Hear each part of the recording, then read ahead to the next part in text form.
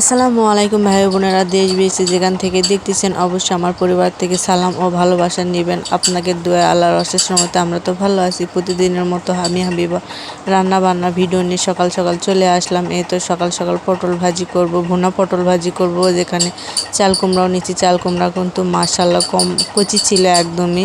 এই গরমে কিন্তু এই চাল কুমড়া ঝোল রান্না করলে খেতে কিন্তু অনেক মজা লাগে। বিশেষ করে এখন প্রচণ্ড গরম, যেমন বৃষ্টি তেমন কিন্তু গরমও।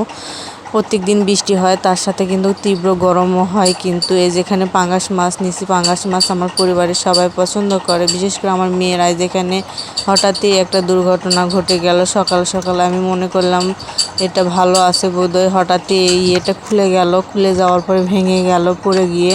মানে হঠাৎ করে এই দুর্ঘটনাটা ঘটে গেল। দুর্ঘটনা করে বলে আসে না আর কি করার। আর ভেঙে গেছে, মন খারাপ করে কোনোই লাভ নেই। আপনাদের ভাইয়া বলতেছে পুরাতন হয়ে গেছে, এই জন্য ভেঙে গেছে হঠাৎ করে। সমস্যা নেই, আমি নতুন একটা কিনে এনে দেবো। আমি মাটির হাঁড়ি পাতিল খুব পছন্দ করি। আমার পায়ে পড়তে পারতো, হঠাৎ করেই পড়ে গেছে। করছে পায়ে যদি পড়তো তাহলে অনেক ব্যথা পায়, তার কোনো সমস্যা নেই। এই ফাঁকে যে মন খারাপ করে কি হবে, আর কিছু করার নেই। এই ফাঁকে যে চাল কুমড়া ভালো করে কেটে ধুয়ে নিছি।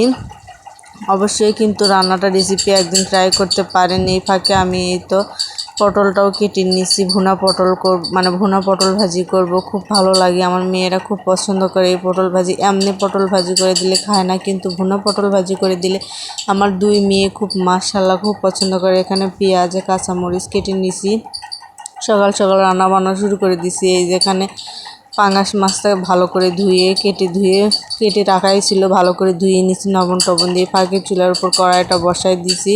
অলরেডি তেলটা আমি দিয়ে দিছি। তেল দেওয়ার পর পরিমাণ মতো তেল দেওয়ার পর পেঁয়াজ আর কাঁচামরিচটা আমি দিয়ে দিলাম।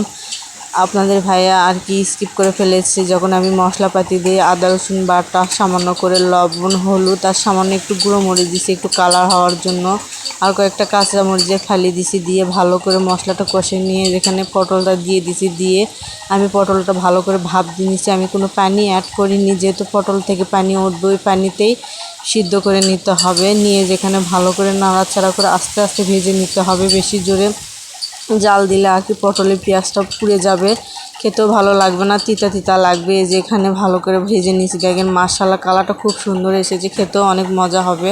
এদের ফাঁকে আমি এই যে চুলার উপর থেকে আবার কড়াই বসাই দিয়েছি। ওই কড়াইয়ে আমি পাঙ্গাস মাছ দিয়ে চাল কুমড়াটা ঝোল করে নেব।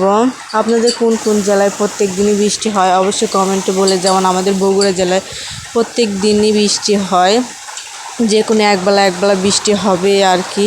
এই যে এখানে আমি মশলাপাতি পেঁয়াজ কাঁচামরিচটা ভালো করে ভেজে নেওয়ার পরে আদা রসুন বাটা, লবণ হলুদ মরিচের গুঁড়ো এগুলো দিয়ে কষাই নিয়ে মাছটা ভালোভাবে কষাই নিতেছি। ভালো করে মাছটা কষাই নিলে খেতে ভালো লাগে, তরকারিটাও স্বাদ অন্যরকম একটা আসে। এই যেখানে ভালো করে কষানোর জন্য আমি আবার পানি দিয়ে দিলাম পরিমাণ মতো, দিয়ে আমি ঢাকনা দিয়ে ঢেকে দিব। এই তো আমার কষানো প্রায় শেষ। ওই ফাঁকে আমি কিছুক্ষণ নাড়াচাড়া করে নিয়েছিলাম, সেটা আর আপনাদের মাঝে তুলে ধরা হয় নাই। এই যে এখানে ভালো করে কষানোর পর মাছটা আমি তুলে নিচ্ছি, নিয়ে চাল কুমড়া দিয়ে আমি ভালো করে নাড়াচাড়া করে নেব। খেতে কিন্তু মাশাআল্লাহ খুব সুন্দর হয়েছিল। খাবার পরে আমি ভয় দিচ্ছি, আমি বুঝতেই পারিনি যে এত মজা হবে। আর চাল কুমড়াটা অনেক কচি ছিল, এই জন্য আরও খেতে আরও ভালো লাগছে আর কি।